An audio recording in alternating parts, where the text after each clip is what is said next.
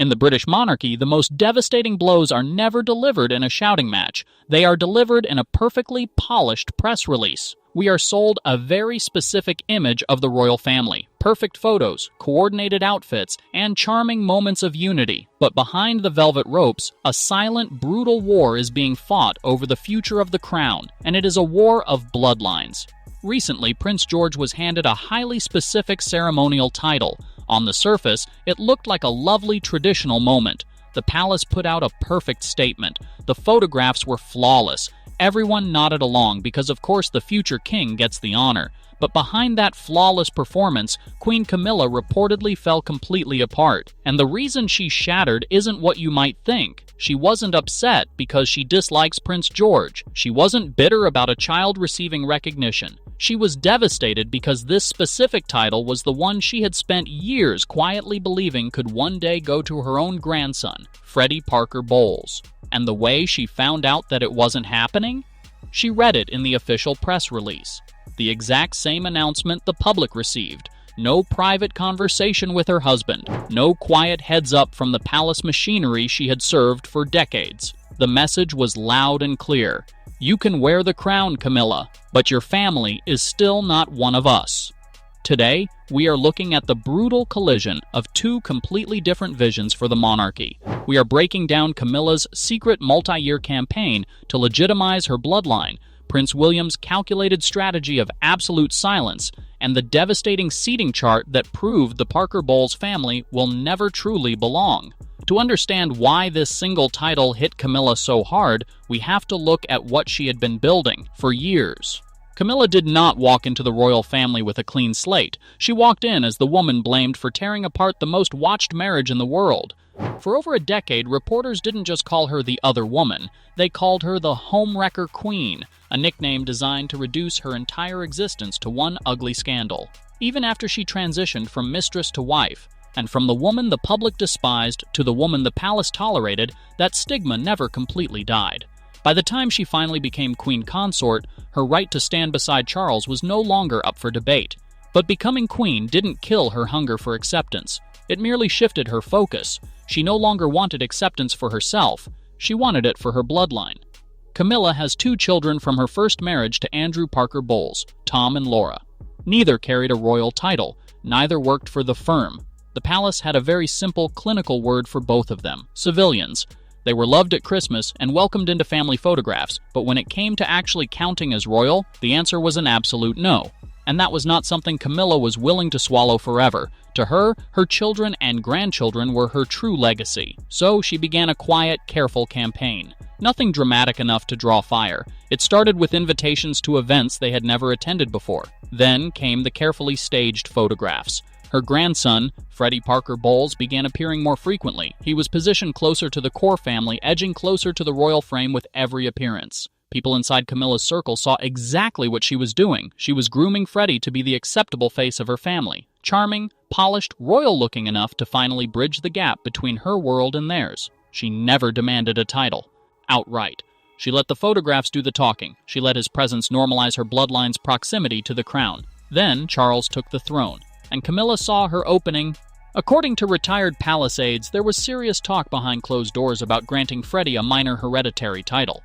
Nothing massive enough to cause a public uproar. Perhaps a small barony, just enough to permanently etch the Parker Bowles name into the official royal record. But this is where the palace machinery turned absolutely brutal.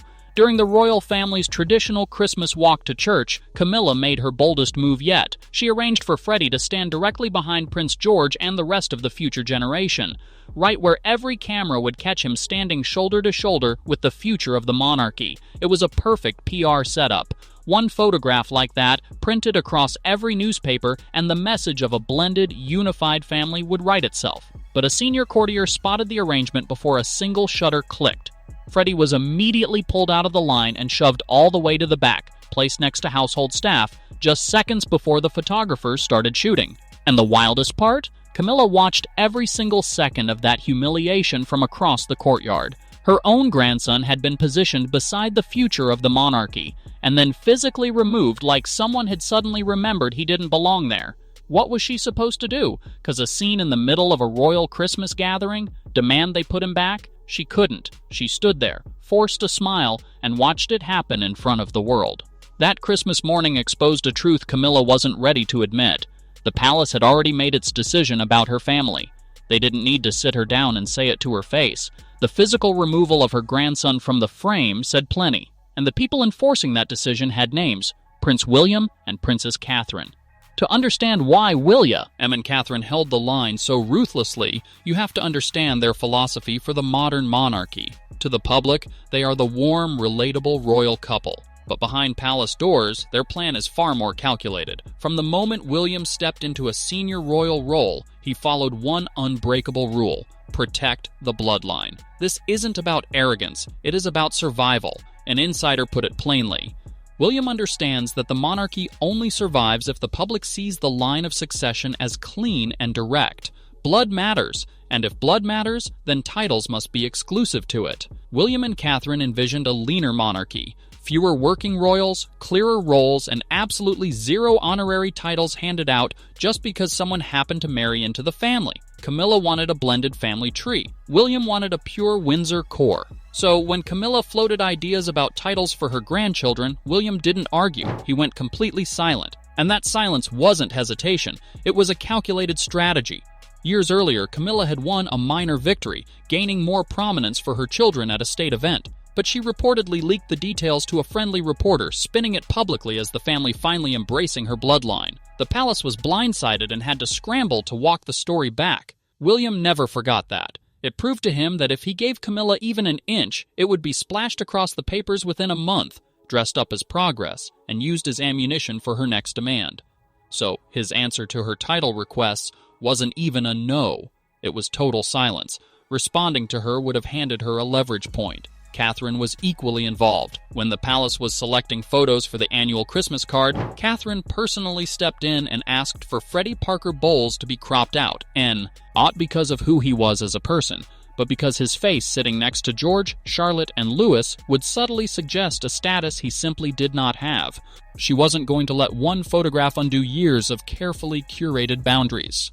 Then came the moment Camilla realized she had lost all her power. Right after the coronation, she requested a private one-on-one meeting with William. She had never had to ask for this with Charles because Charles always came to her first, but William's office scheduled the meeting 3 weeks out and then quietly folded it into a group briefing packed with senior staff. She never got her private audience. Her special access was gone. The king's surrender and the final blow. So for years, Camilla pushed, and for years, she got silence, until finally, she got nothing at all. Right in the middle of this Cold War stood King Charles.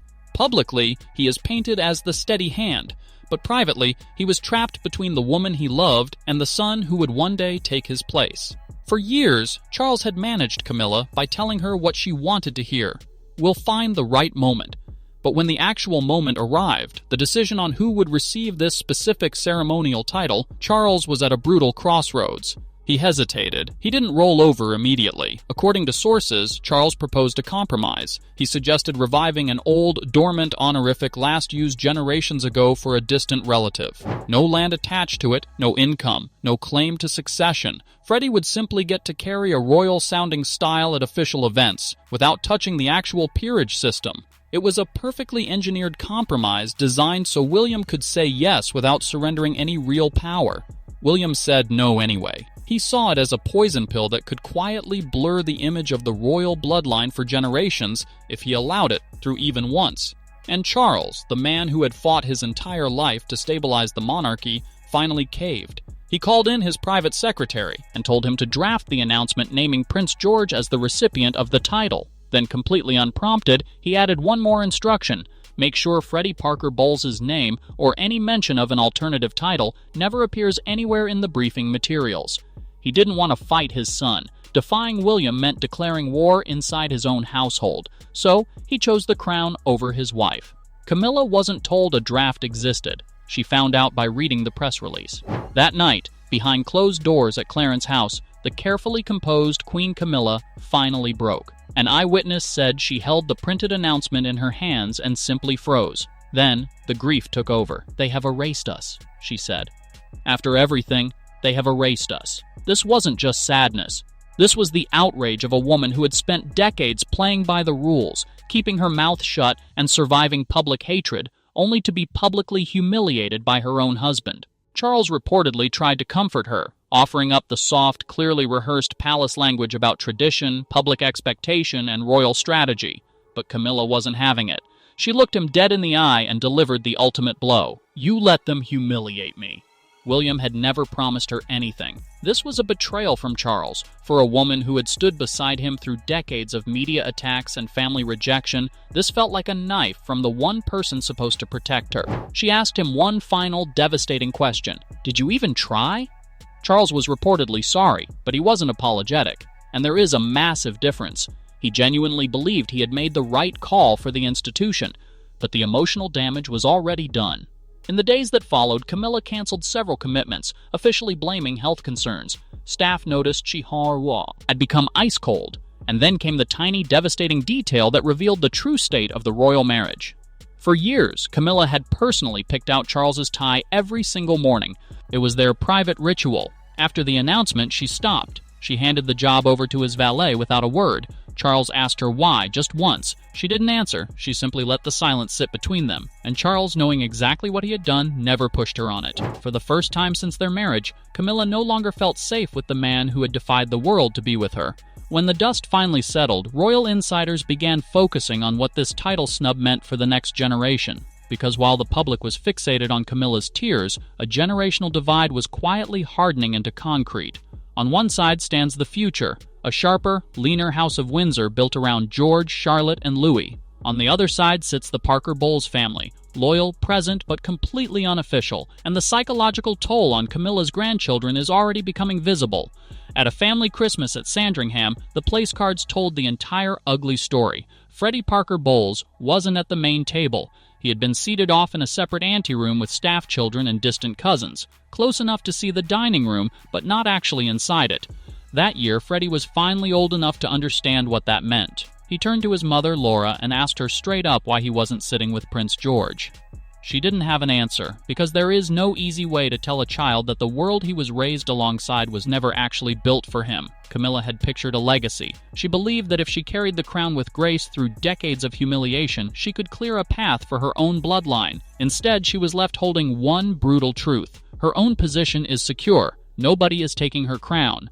But that security comes with a deeply humiliating catch. She is completely isolated. She will keep standing beside Charles. She will smile for the cameras, but she knows that as far as the institution is concerned, her legacy ends with her. The Parker Bowles name will never be written into royal history. Her grandson will never carry a title. Prince William and Catherine have shaped the throne, and their monarchy has made one thing undeniably clear. There is zero room for blended families, sentimental exceptions, or special favors. Camilla may be queen, but her family was never royal. We are tracking the quiet fractures inside the palace walls. If you want to see what happens when the reign changes, hit subscribe and turn on notifications.